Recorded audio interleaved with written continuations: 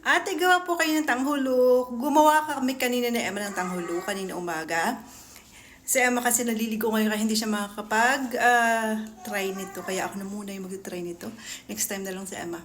Ito yung nagawa nating tanghuluk kanina. Matigas. Try natin.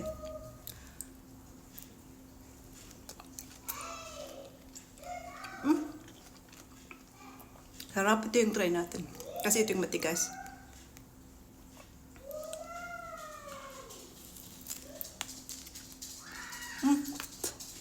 Malambot yan.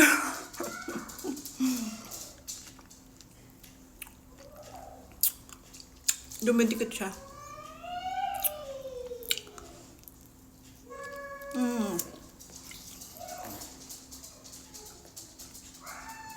Pero masarap. Pero hindi siya crunchy. Ito naman yung ginawa kanina ni Emma.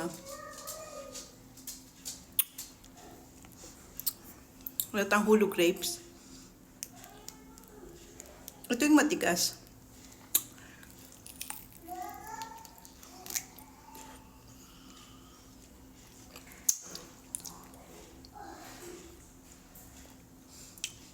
Nakalimutan namin. Alam niyo kung anong nakalimutan namin.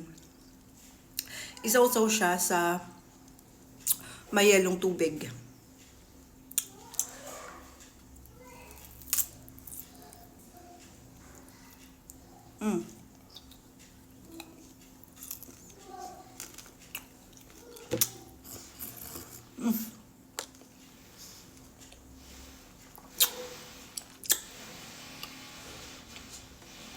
Pero ang sarap.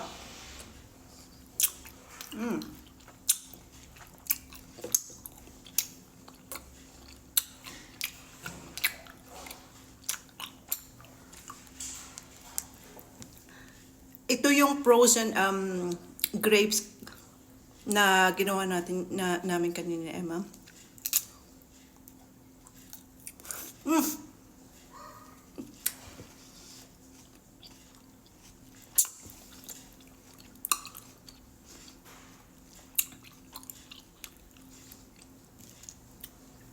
Ito ba yung isang strawberry? Ulitin namin to. Yung tama na paggawa. Yung sinasusaw na siya or may ilong tubig.